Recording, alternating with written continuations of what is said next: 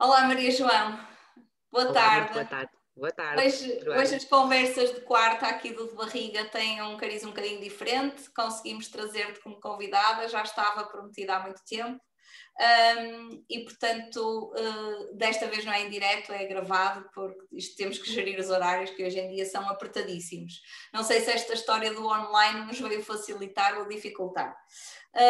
Bem-vinda, gostava que te Obrigada. apresentasses. Acho que ninguém melhor do que tu para dizer o que fazes, o teu projeto e porque é que isto faz sentido em parceria com o De Barriga. Ok, muito obrigada, Joana, pelo convite também, muito obrigada. Eu sou a Maria João, sou nutricionista clínica, trabalho essencialmente há cerca de 7 anos com família, portanto a nutrição associada à família, onde obviamente incluímos a gestação e até a preparação da própria gestação, não é? O antes, o durante e o depois, obviamente. Adoro o trabalho e a parte da alimentação associada ao estilo de vida saudável, depois também nada de glúten, quando a pessoa cresce, mas no fundo a família é a minha grande paixão e o tratar da família, portanto fez todo sentido esta parceria e estou super contente por poder ir e poder trabalhar aqui no antes da família, não é? Depois na família, depois no após. Pronto, sou nutricionista, trabalho em clínica privada há cerca de 7 anos, trabalho muito com uma base pegando na alimentação de uma forma integral, portanto a minha intervenção é sempre pensando na pessoa como um todo, analisando aqui a parte bioquímica, portanto, análises clínicas, o contexto emocional da pessoa, a parte cultural, as tradições, os gostos, que é muito importante, não é? Aquilo que nós realmente gostamos de comer e não apenas aquilo que está escrito na guideline que é o indicado para nós. Isto é uma coisa que eu, até pela minha história pessoal, neste caso como criança com excesso de peso, e com todo o contexto que isso me fez perceber que nós somos muito mais do que números, não é? E, portanto, a alimentação é emocional também, é também cultural e tradição, portanto, é algo que eu coloco na minha base. Com tudo isto e com este interesse, criei a Maria Manjericão, deixo aqui informação que é uma marca de serviços, no fundo, que facilita para uma vida alimentar saudável, plena, portanto, feliz e não super restritiva, e também consciente, fora ambiental também. Então é uma coisa que é sempre uma preocupação e que acho que hoje em dia temos que ter todos nós ao consumirmos, não é? Estamos a consumir, estamos a escolher, estamos a comprar, isto tem um impacto na nossa segunda casa, que é o planeta, e portanto é algo que eu também incluo na minha intervenção. Pronto, tenho 28 anos e trabalho também na indústria alimentar, e que me trouxe aqui também o know-how do mercado e como é que este mercado nos impacta tanto a nível de saúde como a nível de qualidade de vida, porque a nutrição não é só perder peso, não é? Há muito aqui por trás, e aumentar de peso e também na questão da saúde pública, que é algo que agora mais recentemente estou a desenvolver também. Pronto, nós vamos deixar os links na bio para quem te quiser contactar, mas podem-no também fazer através da nossa página do De Barriga, uma vez que estamos a estabelecer com a Maria João aqui uma parceria interessante.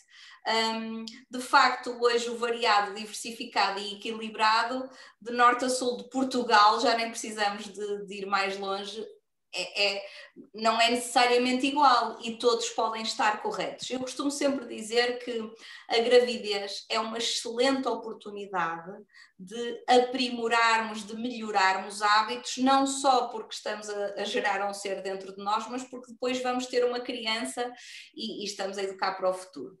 Então, as mamãs, uma das questões que normalmente perguntam, porque aqui quem dá aula de amamentação sou eu, sou conselheira em aleitamento materno, então eu agora estou grávida ou eu estou a amamentar, devo fazer diferente, o quê e porquê? Queres falar um bocadinho sobre isso? Sim, ou seja, o que é que se a alimentação poderia ter aqui uma preocupação, ou determinante ou não é, no desenvolvimento, pensando aqui tanto no momento da gravidez como no pós, portanto, e falando aqui, estou aqui a dividir porque as necessidades são diferentes e as intervenções também. Há um impacto muito grande daquilo que eu como enquanto mãe, não é? Tanto na minha gestação e na saúde do meu filho futura. Hoje falamos um pouco mais da amamentação, portanto, focando um pouco na amamentação, há uma ligação muito grande e determinante na saúde da mãe ok? Na recuperação física pós-parto, e portanto mesmo quando digo física, não só o peso, a recuperação de peso, digo também a melhoria da composição corporal, o humor, portanto a qualidade do sono, tudo isto depende.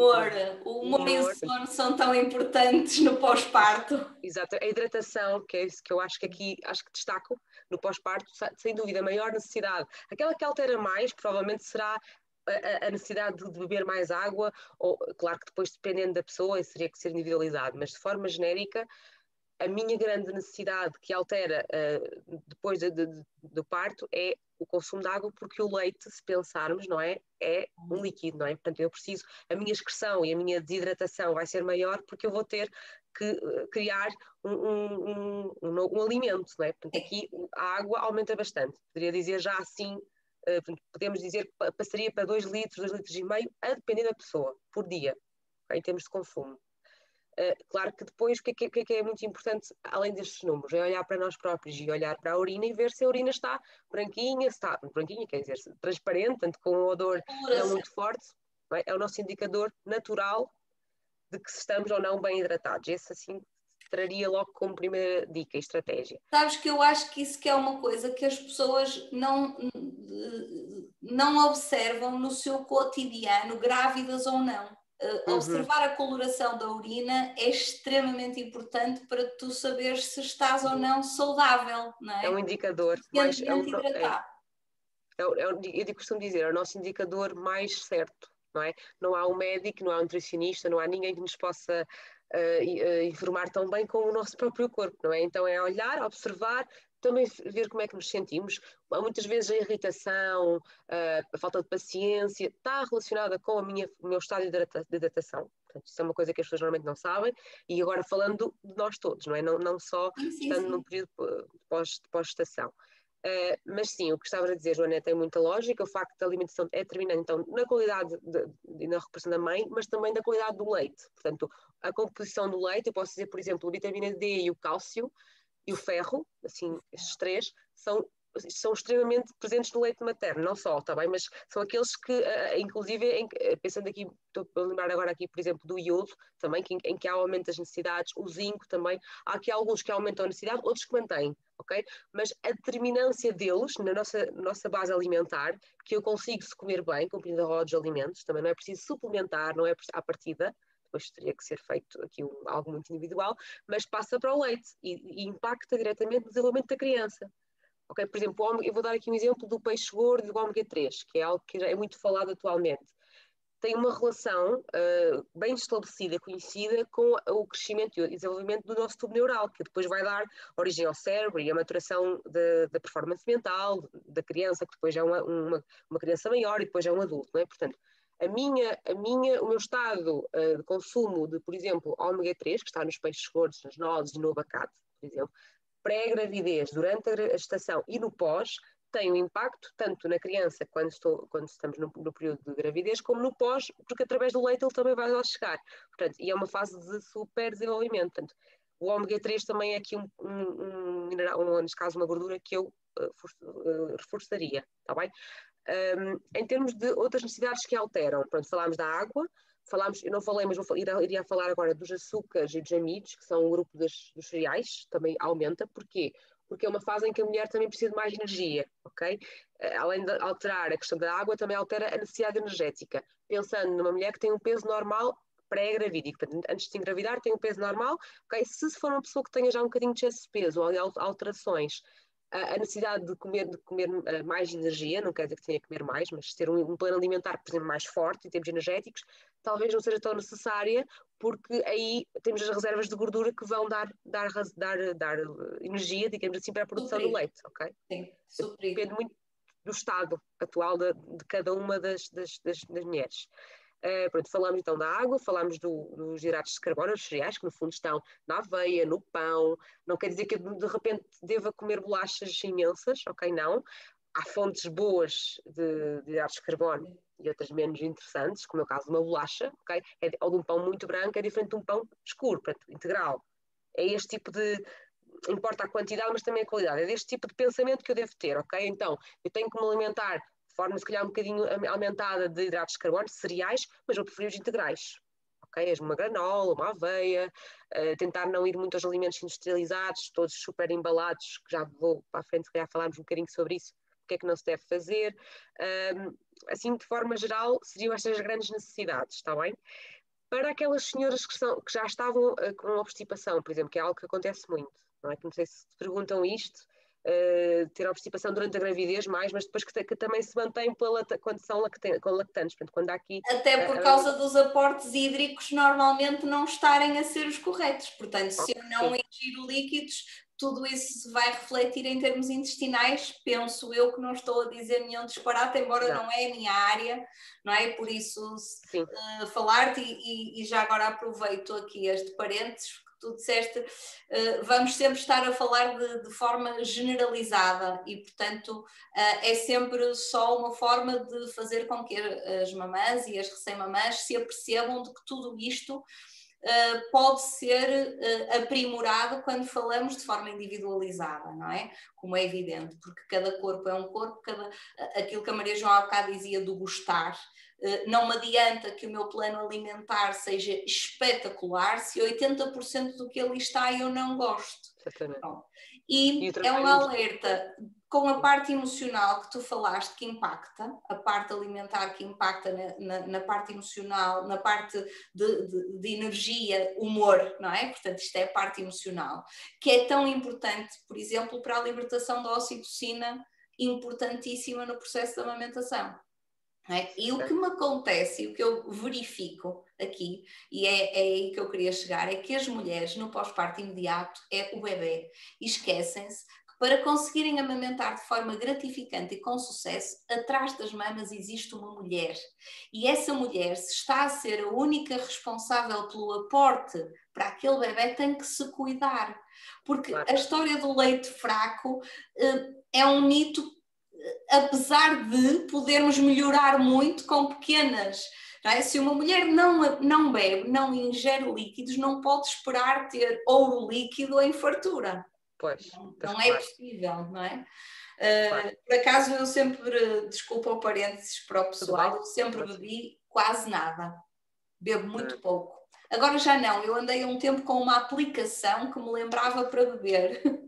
E como aquilo tocava, estivesse eu a fazer o que estivesse, mesmo em reuniões, era um bom mote para parar e beber. E criei o hábito. Portanto, nós temos muitas formas de o fazer. Às vezes dar sabor também ajuda. Pessoas, o facto de ser um sabor, um aroma, abacaxi, por exemplo, uma menta, assim, uma infusão.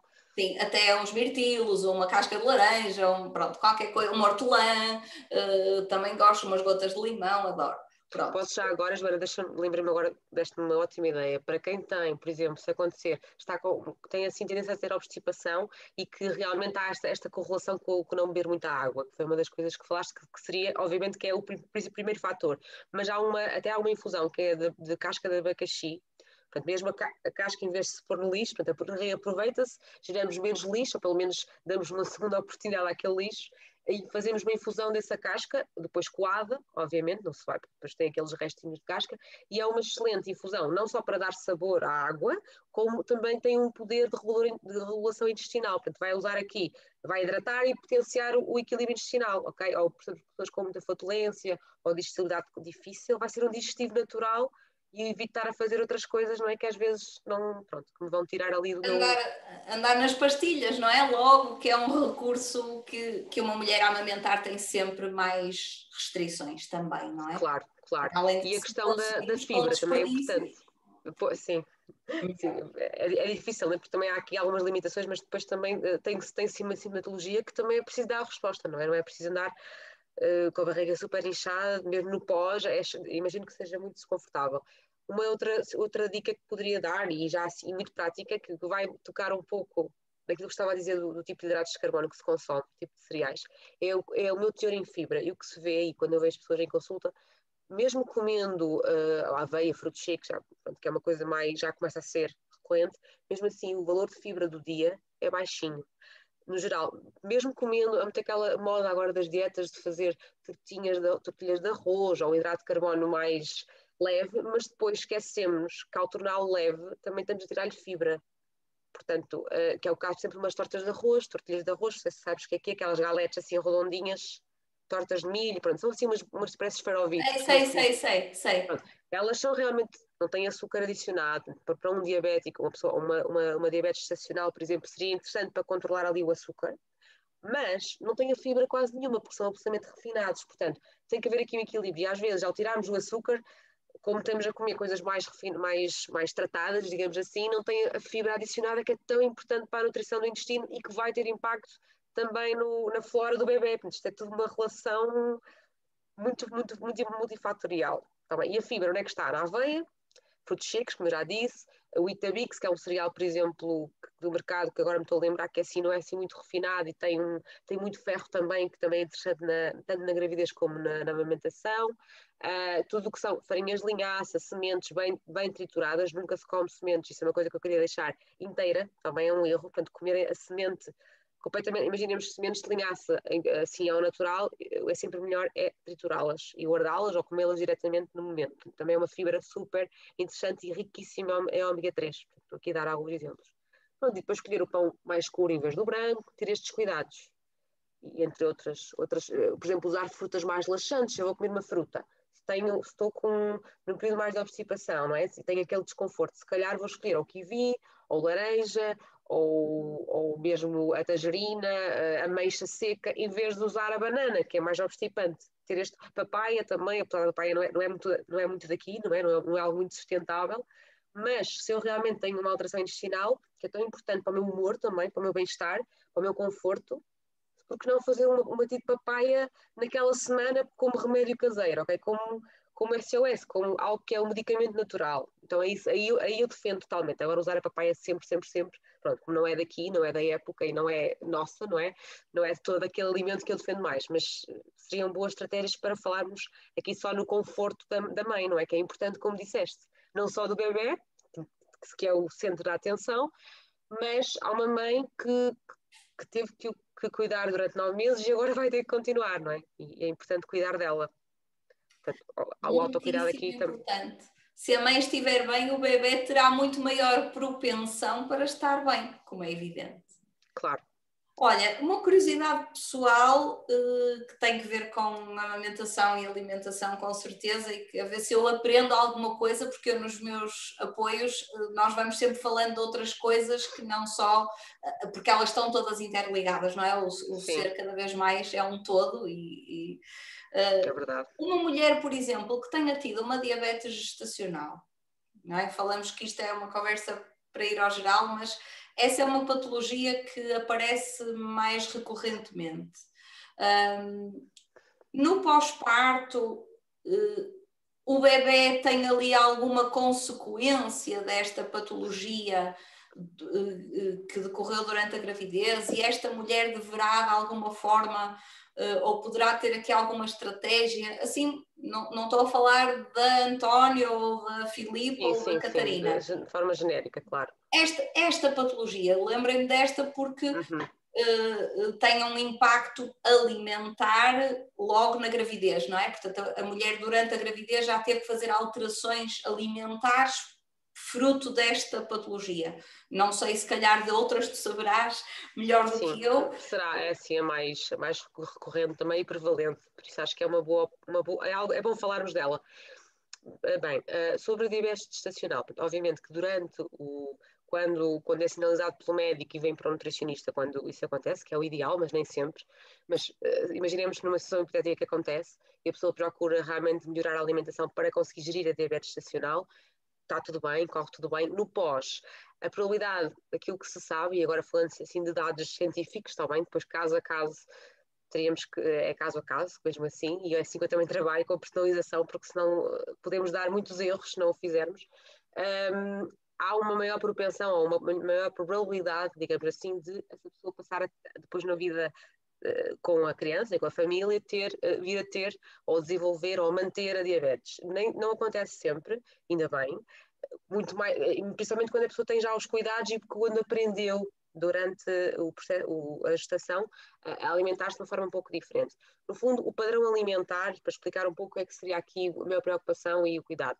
O padrão alimentar é o mesmo, é a roda de alimentos, pensarmos nela e fazermos 3 perguntas. Eu como de tudo, um bocadinho que falaste no início, eu como de tudo o que está na roda, ponto número 1. Ponto número 2, ou seja, ela é completa ou não.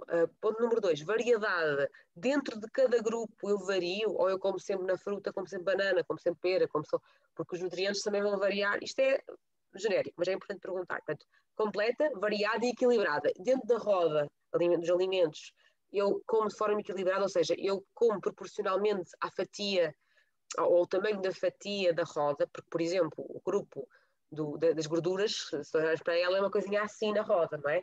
E da carne, então, é só assim, nós comemos.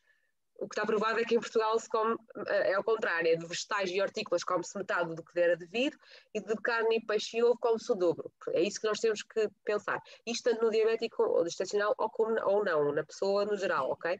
Depois, neste caso é comer da roda de forma equilibrada, completa e variada, ponto número 1.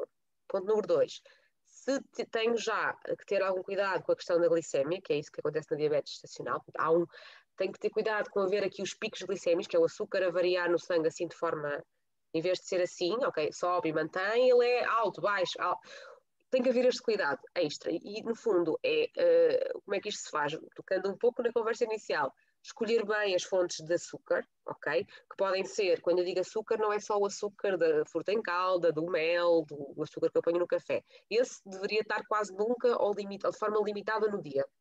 O açúcar vindo do pão, do arroz, da batata, que é o chamado hidrato de carbono mais complexo, deve ser mais integral, que é aquela compra. Isso é a primeira regra, é ser mais integral. Portanto, o pão mais escuro, a massa variar entre a integral e a normal, introduzir, por exemplo, que é uma coisa que eu tento fazer, que vejo melhorias na qualidade de vida das pessoas imensas, que é introduzir, por exemplo, a quinoa, o milê, outros cereais que não só a batata, o arroz e a massa, não é? Que acabamos por estar ali, é tal variedade que não existe. E em Portugal vê-se muito isto, e é normal, não é? Porque tem a ver com a cultura, com a educação, mas por que não variar um pouco e entrar aqui, por exemplo, na quinoa, que é super rica em ferro, super rica em cálcio, outros nutrientes que não tem no arroz basmati, por exemplo, ou no arroz normal. Pronto, aqui seria também uma boa dica. E depois é ter esta distribuição destes hidratos de carbono ao longo do dia, que todos já devemos ter, não há aqui uma diferença muito grande, só aumenta aqui a responsabilidade neste cuidado de alimentação saudável, que é distribuir, por exemplo, comer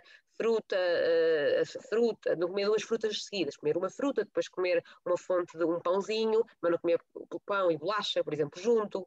Haver uma distribuição, ok? Por exemplo, não comer a fruta à refeição, imaginemos um prato de massa, carne e vegetais, que é um prato saudável, e depois não vou comer a fruta a seguir.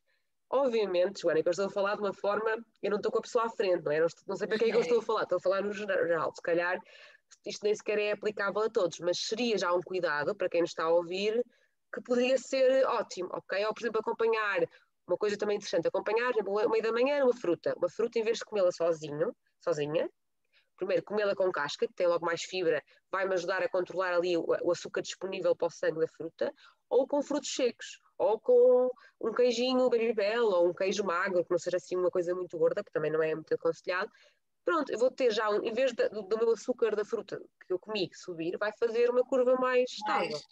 Okay? Isto são cuidados na diabetes no geral, tá bem? Mas que aqui aplicam-se também no contexto de prevenção. Eu não tinha ideia. Nós às vezes temos ideia da frutinha, que é teoricamente uma coisa saudável, e depois há que dissecar isto, porque mesmo dentro da fruta há frutas com muito mais açúcar, não é? Sim, eu, por exemplo, sou louca por figos. Os figos têm imenso açúcar. São das mais, eu não tinha noção, aprendi já há um tempo, que os açúcares da fruta são absorvidos muito rapidamente, e era isso que tu te estavas a referir, e estavas aí a dar dicas. Sou eu do lado de cá a dissecar, que não percebo nada da coisa, a ver quem nos está a ouvir se está a perceber. A ideia seria retardar a absorção do açúcar, correto?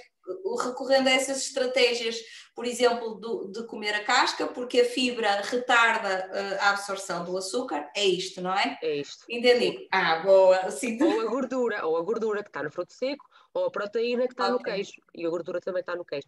Ou seja, há aqui vários nutrientes conjugados com o açúcar, nutrientes estes que estão dentro de alimentos, não é? Porque nós não comemos nutrientes, eu costumo dizer isto, é importante voltar a dizer que é, nós não comemos nutrientes, apesar de eu estar aqui a falar nele, nós comemos alimentos. E os alimentos são um conjunto de muitas coisas além de nutrientes. Sim. Ok? É por isso que não comemos cápsulas, comemos comida. Ainda bem, esperemos continuar. porque há uma matriz do alimento, e aí entra o próprio local onde o alimento é produzido, como é que é produzido, se é de forma massiva ou não, os componentes bioativos, que eu não estou a falar deles, mas que são anti-inflamatórios, que são anti-aging, são bons para a nossa vitalidade e que não são nutrientes, são componentes quase químicos da natureza, quase como remédios naturais, não é? Que a natureza nos dá e que nós nem conhecemos todos. Portanto, está muito mais, não é? Muito mais para se saber.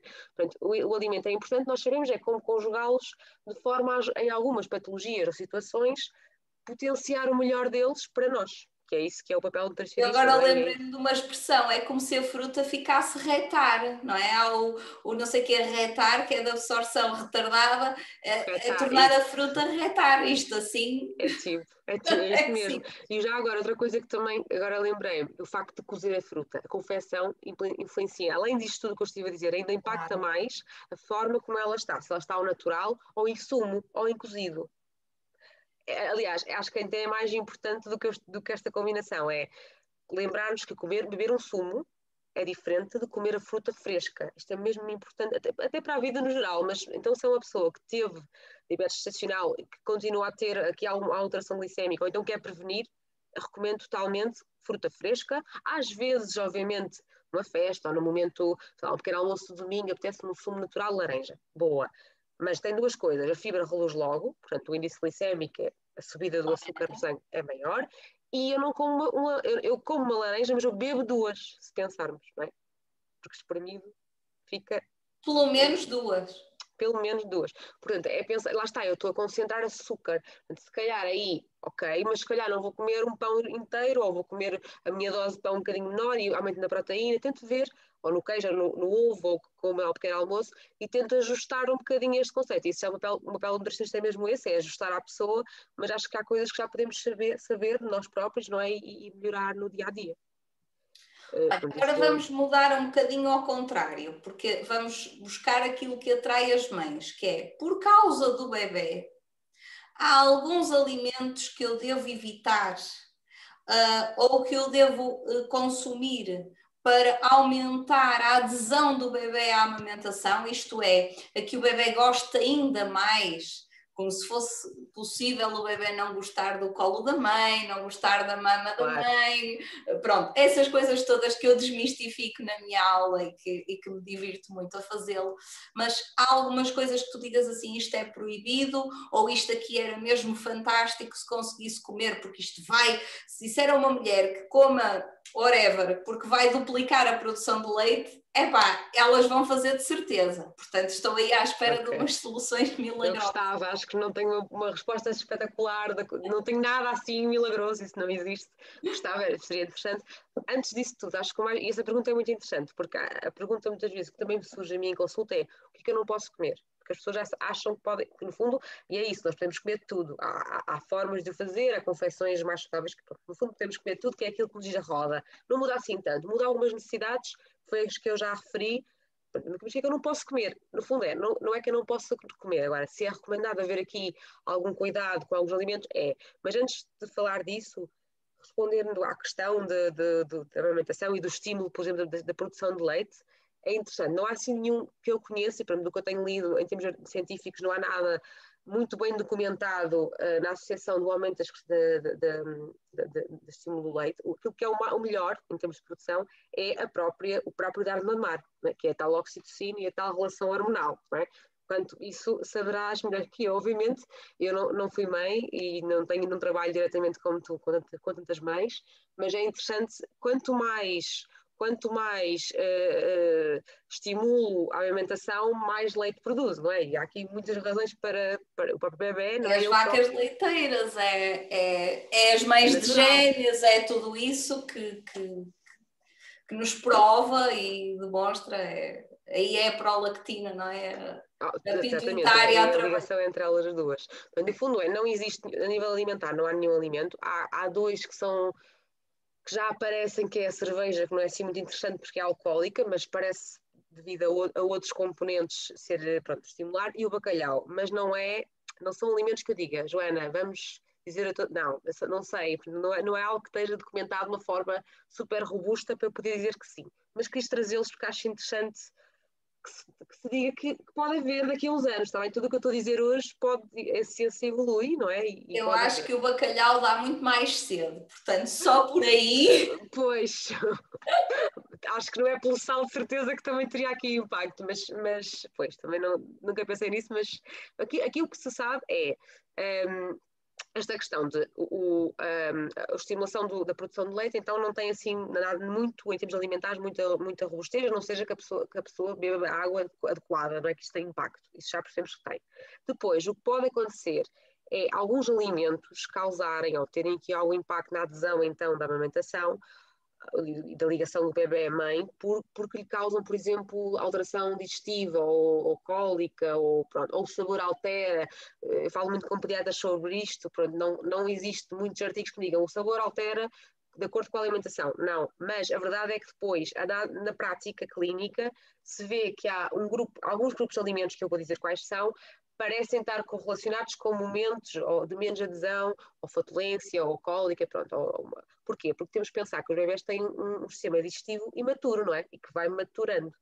E, portanto, há aqui alimentos, por exemplo, as leguminosas, não sei se tens muito este feedback, é recorrente, principalmente quando a mãe não digere bem, porque é um grupo alimentar que tem uma digestibilidade mais difícil. Muitas vezes, quando a mãe é vegetariana ou come muita leguminosa, ter aqui alguma alteração na adesão do bebê à mamada por isto, ou pelo menos há uma correlação, que é a criança fica com cólicas, não rejeita, mas não mama tanto. Portanto, isto no fundo é só dizer que, eu vou falar aqui de alguns alimentos, mas o mais importante aqui é tão personalizado que é difícil sermos específicos, é ouvir o nosso corpo e o da criança, e observar o bebê, não é? É perceber como é que nós nos relacionamos com a alimentação, aquele específico. Não é? E sempre que eu introduzo uma coisa nova, observar, olhar, ouvir a criança, ouvir o meu próprio corpo, não é? Ver se alterou alguma coisa na própria produção de leite, porque há pessoas que têm esta percepção, outras que não. Pronto, a primeira coisa é olhar e ter atenção ao momento, ser consciente tanto do bebê como de nós próprios. Depois posso falar aqui de alguns alimentos, por exemplo, os brócolos com flor, tudo que são as brássicas, que normalmente são as flores dos vegetais, que é neste caso o brócolis com a flor, também o pimento, o nabo, pronto, são alimentos que muitas vezes estão relacionados com isto, com ou flatulência no bebê, ou alteração do próprio sabor, fala-se um pouco, eu tenho alguma descrição sobre deste sintoma, digamos, desta alteração, e formação de gases, ok? Falando então do couve-flor, brócolis, algumas couves, ok? Pimento e também o pepino. Não sei se tens muito este feedback das pessoas com quem falas, não é? E que estás habituada.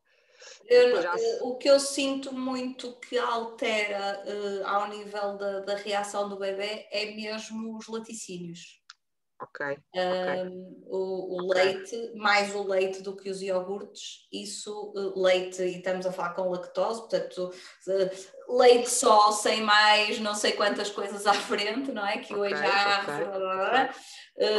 As mães que retiram o leite notam uma melhoria significativa ao nível intestinal com os bebés. Esta é a minha experiência. Ok, era um deles também, era que eu ia falar, mas aí provavelmente, não sei explicar, mas poderá ter a ver com a tal lactose, que é um açúcar fermentável, e principalmente quando as mães ou os pais têm uma intolerância, quando os próprios pais também não digerem bem, é recorrente depois de haver ser o potencial alergénico estar a ser passado para a criança. Pois, o que eu normalmente digo às mães é, em vez de fazer restrições à cabeça, tipo, eu vou-te dar o meu exemplo pessoal, eu adoro cogumelos. Lá em casa comem-se para aí 2 kg de cogumelos por semana. Tanto faz de quais hão de aparecer lá cogumelos. E as minhas sopas quase todas levam cogumelos. Ora, a segunda sopa que eu fiz para a minha filha tinha cogumelos. E eu que tenho muitas enfermeiras ao meu redor, cogumelos na segunda sopa. E eu disse, eu tinha um pediatra super prático, olha, deu-me assim uma folhinha A5 com não pode comer isto até à idade X, não pode comer isto até à idade Y e não pode comer isto até à idade Z. Ora, não constavam os cogumelos. Não havia nada a dizer que não podia comer cogumelos. A minha filha ainda mal falava e já uma vez entrou em casa e viu os cogumelos na banca da cozinha e disse: Mamãe, cogumelos, que bom! E há aí uma coisa muito importante que é giro, que é a memória afetiva. Mais uma vez, comer não é só É o biológico. ritual, é a cultura, etc. E, portanto, o que eu digo às mulheres é: adoram cogumelos, comam os cogumelos. Se notarem que naquele dia que comeram cogumelos foi tenebrosa à noite com cólicas, observam. E não a restrição à cabeça, porque já tive o inverso. Agora falaste nos brócolos e na couve-flor. E eu tive aqui uma mãe que aos 5 meses, com leite materno em exclusivo, a criança Sim. ainda não fazia caca sozinha. Tinha sempre que ter ajuda. E eu falei, foi muito giro, porque eu disse: amanhã, para a semana é a última aula de massagem infantil, podíamos ir ali em frente comer uma francesinha. Havia um senhor que fazia umas francesinhas com uma batata que vinha não sei de onde, da terra dele, que era ótima, é um molho. E ela disse: se eu pudesse. E eu, que não sou nutricionista, Maria João, disse: e não pode porquê? Porque eu estou a amamentar. Eu disse: mas vai comer uma francesinha todos os dias. É uma francesinha, a criança tem 5 meses. Uma. Pronto. E ela disse: acha que posso? Eu não como brócolos, não como couve-flor. E eu disse: como é que quer que a criança faça? Se corta, corta, corta, corta. Portanto, eu normalmente, o meu conselho, não sendo nutricionista, é não cortar a cabeça, deixar, queremos mães felizes, que comam o que lhes dá prazer. Claro, em proporções que isso também tem muito impacto. Pronto. E se notarem alguma coisa, porque, por exemplo, falaste muito bem da questão da cultura. E falamos, por exemplo, em especiarias e em coisas que adensam sabores. Paladares intensos. E eu costumo dizer como é que os indianos se habituam ao caril. Ainda é durante as gravidezes. Eu lembro-me, eu tenho muitas amigas parteiras e tenho uma delas que disse que uma ocasião a fazer uma cesariana a uma indiana que sentia o cheiro a caril, que eu achei espetacular. Espetáculo!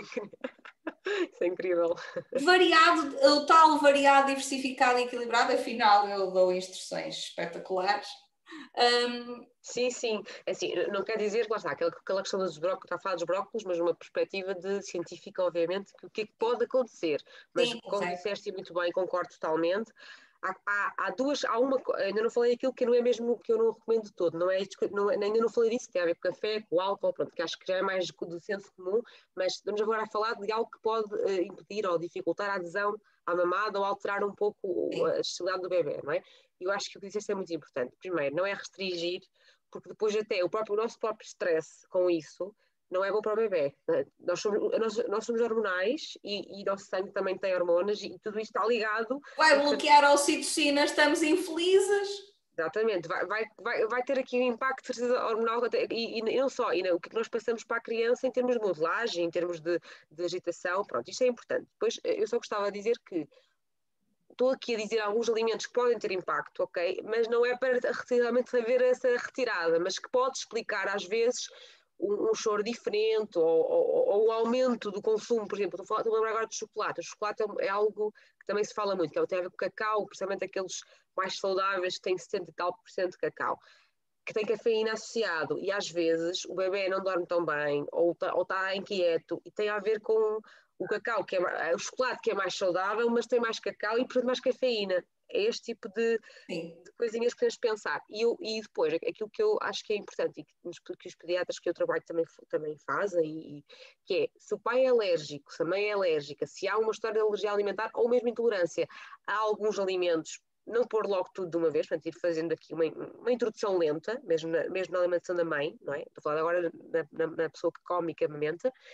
E aqui há os alimentos que têm um potencial alergénico maiores que os outros, que são o leite, pronto, já falámos do leite, o trigo, o amendoim, e os frutos secos no geral, mas o amendoim talvez seja aquele que eu destaco, o marisco, que é mais de conhecimento de todos, e o ovo às vezes, mas o ovo nem é daqueles mais preocupantes, mas este tipo não quer dizer que eu não os possa comer, quer dizer que se calhar eu não vou introduzir, ou se eu não como normalmente antes da alimentação, não vou introduzi-los todos de uma vez, não é? Porque diz na roda que eu posso comer tudo, diz, mas se calhar se não vou mudar, se eu vou agora ao nutricionista que me faz um plano XPTO fantástico, todo rico, nutricionalmente, mas que eu como 5 coisas novas ou 5 alimentos novos que eu nunca comi, se calhar não é a melhor altura introduzir tudo na alimentação. É este cuidado, é tentar perceber o que é a minha natureza, o meu normal, respeitar a minha natureza, que é algo que é muito importante, aquilo que é a minha natureza e o meu bebê, mas também perceber que se for muito restrito ou muito permissivo ou muito abundante de repente, estou sempre a mexer na base, não é? Portanto, aqui a ideia é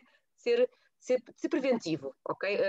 Não faz mal, mas também não faz mal eu tentar ter cuidado. Portanto, aqui eu destacava só, então, as leguminosas que já falei, o leite, estes alimentos potencialmente alergénicos, o amendoim, acontece muito, o marisco também, e destacava os citrinos e os morangos e os kiwis. Não sei se costuma haver esta conversa. Sim, está perfeitamente alinhado com aquilo que é a minha experiência, estes 14 anos, já é um bocadito.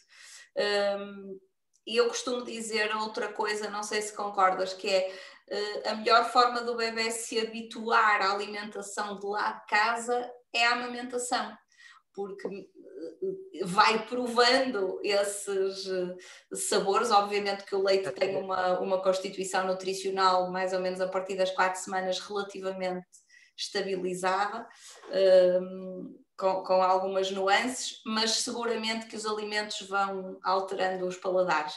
E é a melhor forma, porque quanto mais restrições eu fizer, depois mais o bebê estranhará. Por acaso ainda eu não falei aqui da parte, estava a falar um bocadinho do álcool e da cafeína, que pronto, passou-me aqui um bocadinho, mas falando assim, se eu pudesse dizer o que é que não recomendaria, o que não incluir na alimentação no momento da amamentação. Pronto, o álcool, obviamente, porque são bebidas alcoólicas, é algo que sabemos que o álcool passa através do leite, que tal como a cafeína, são assim os dois nutrientes, digamos assim, que não são interessantes, ok? Assim, se eu tivesse que falar de forma geral, seriam esses dois. Portanto, café, não beber café não é isso que estou a dizer, o álcool é eliminar o máximo possível. O café, limitar, depois depende muito, mais uma vez, quantos cafés eu bebia antes da gravidez, durante... O que é que eu vou beber agora? É sempre pensar no processo, na pessoa, não é? Se eu não bebo nada, se puder não beber, continuar a não beber, fantástico. Se eu beber 4, 5, reduzir até 3, que é aquilo que a OMS recomenda, pronto, e acho que são as 300 miligramas de cafeína a dia, pronto, está ok, e depois mais uma vez olhar para o bebê altera muito quando eu bebo café, e quando eu digo café pode ser também chá, ok, chá preto, chá verde e cacau, como eu estava a dizer, também tem um pouco de cafeína. E refrigerantes... esquecem-se muito que o chá tem cafeína. A maior parte das pessoas, há algumas exceções, já há chás sem cafeína, mas a maioria deles tem. E as pessoas esquecem-se. E às vezes andam infelizes porque não tomam um café e bebem uma litrada de chá que não as deixa. Sim, preferi o chá de camomila, o chá de tília, são assim os mais... O chá de hortelã, que até é digestivo, pronto, que não tem cafeína. Aqueles que têm mais é, sem dúvida, o chá preto e o chá verde. Pronto, e aí tentar, se lá está, se eu bebo um chá verde por dia, que não aconselho muito, mas ok, se adoro, não vou beber mais 3 cafés, não é? Vou equilibrar, portanto, bebo um café e um chá, ou 2 cafés, pronto, e depois um bocadinho de chocolate. Tentar perceber e saber que há um valor recomendado máximo, isto é importante. Agora depois é ouvir o corpo, ouvir o bebê e alinharmos com a natureza. Alinharmos, tão bonito, é uma palavra que eu adoro, o alinharmos. É isso, porque nós somos únicos, não é? Não somos uma fórmula e é importante. E depois a questão do açúcar e do sal e da gordura, que não preciso dizer que isto é genérico para qualquer ser, seja ele gestante, não, amamentar ou não, ou uma criança, um adulto ou um idoso. Portanto, sal, açúcar e gordura, sabemos já o suficiente, de alimentos com muito, imaginemos aqui uma charcutaria, falaste um bocadinho da francesinha, claro que estamos a falar de uma vez que a pessoa vai comer. Agora, se todos os dias eu como fiambre, mortadela, chouriço, linguiça, além de eu estar a consumir algo processado, portanto tem aditivos, tem coisas que já estão provadas, que não vou falar muito disso porque são coisas ainda em discussão, mas há uma relação com o desenvolvimento da criança, portanto há aqui uma implicação e há algo que é aditivado, não é natural do alimento, e tem muita gordura e muito sal. Portanto, tem 3 coisas que já me levariam a não recomendar como algo do dia a dia. O pãozinho com fiambre, se calhar fazer um pãozinho com queijo fresco, ou um pãozinho com hummus, ou um pãozinho com guacamole, ou um pãozinho Estás-me a abrir o apetite. Com azeite também fica fantástico, parece que não é? E é português, com manteiga que seja, mas ter aqui um consumo sal, gordura. Quando eu digo gordura, lá está, pensando também nas mais saturadas, que são as das origens animais, ok? Reduzir mais essas e aumentar as vegetais, como é o caso do hummus que eu acabei de falar, do guacamole, que são coisas mais recentes, mas são super nutritivas, frutos secos. O peixe gordo, que eu queria dar aqui uma nota do peixe gordo, que é importante lembrarmos, mas antes de falar disso, só queria falar do açúcar, que é pastelaria, refrigerantes. Não vou comer, não é isso mais uma vez. Vou tentar perceber primeiro como é que o meu bebê reage comportamentalmente, porque há uma ligação, e se calhar tentar que, se eu vou comer um doce, que seja um doce feito em casa, para desembalar menos e descascar e cozinhar mais. Talvez fosse assim uma boa estratégia para comermos bem dentro dos doces e não haver aqui portanto, industrializados ao mínimo, os doces de forma limitada, sal também e gordura, preferir gorduras mais vegetais do que animais. Acho que seria assim o resumo. Agora, se é proibido, não. Aquilo que seria, para mim, na minha perspectiva, mais delimitar completamente seria o álcool, depois a cafeína, depois o resto escolher bem. Queria só terminar esta parte do peixe, que lembrei-me agora. A questão do mercúrio, não sei se fala, se é uma questão que te colocam, se o peixe... Não, mas fala. Ok. Pronto. Esta história da francesinha já tem uns anos, porque entretanto eu própria já mudei, não quero dizer que de vez em quando não coma, mas lá está, de vez em quando todos podemos fazer uma asneira, com consciência de que é uma asneira, claro. Mas este senhor até já nem existe, infelizmente, mas pronto, avançando.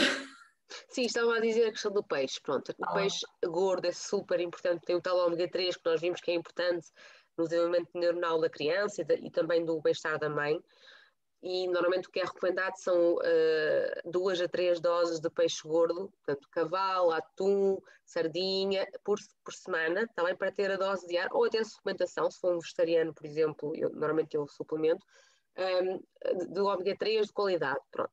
Qual é que é a questão? É que o peixe gordo normalmente também é o que tem mais mercúrio. Há aqui que é um metal pesado e que não é muito interessante, muito mais quando passa para o leite do bebê. O bebê é um ser pequenino, portanto, bioacumula e o nível de toxicidade na criança é muito diferente da mãe, não é? Porque o tamanho da pessoa é menor, é um bebê, portanto, não tem... E, portanto, há aqui um risco.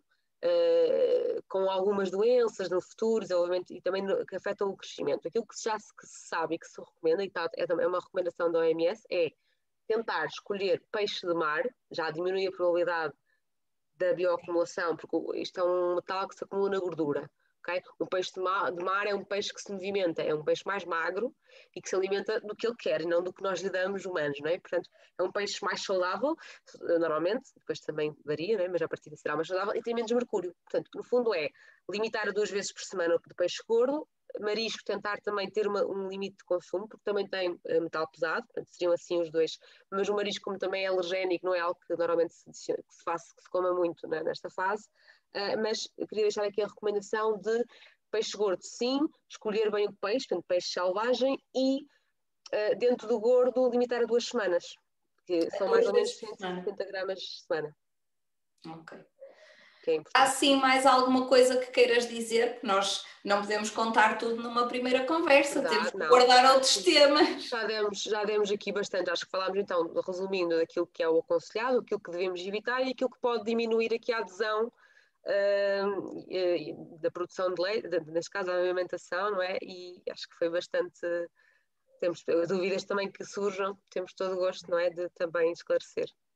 Pronto, Maria João, eu vou agradecer-te mais uma vez, esperar que esta parceria com a Maria Manjericão seja frutuosa para ambas as partes, porque de facto nós podemos sempre, e eu como gosto muito do que faço, vou sempre tentando estar atenta e aprendendo com a pluridisciplinaridade que tenho ao meu redor e dou uma pincelada, mas uma pincelada não é de todo aquilo que pode ser o ideal, que é o atendimento personalizado e o cuidar daquela família em específico, porque seguramente cuidando da alimentação da mãe vamos cuidar de todos, porque dificilmente se fazem 4 tachinhos nos dias que correm. E é uma forma de educar também, não é? Alimentar. educar porque de facto fica na família, mas perdura na geração seguinte e portanto só há benefícios. A ver se melhoramos para nós e para o planeta também, porque tu falaste há bocado na questão da sustentabilidade, que tem que ser uma preocupação, claro. Mas queria-te agradecer, não sei se queres dizer mais alguma coisa. Quero só também agradecer, foi uma boa conversa, acho que também percebi um bocadinho o que é as dúvidas normais, não é, que te aparecem, que também é importante para mim perceber e possamos fazer também outras atividades assim desta forma, que acho que são úteis, porque a educação alimentar de qualidade às vezes também vem um bocadinho de entidades como a tua, e parabéns pelo projeto da Barriga, porque dão aqui em termos de saúde pública e de comunicação para a saúde, tens uma marca no mercado, um peso interessante, não é? E que é super preventivo, que é algo que eu gosto muito, que é trabalhar na prevenção, não é só no problema, não é? Parabéns também. Sempre e cada vez mais, porque lá está, uma boa alimentação, já ficávamos aqui a conversar mais meia hora. Sim. Uma boa alimentação potencia, em princípio, um bom começo também do processo de amamentação, menos taxa de abandono, menos obesidade infantil, menos depressão pós-parto. Ui, íamos aqui à Conchinchina. Muito obrigada, Maria João. Obrigada pelo tempo que nos dedicaste e até breve. Até breve. Obrigada. Beijinho.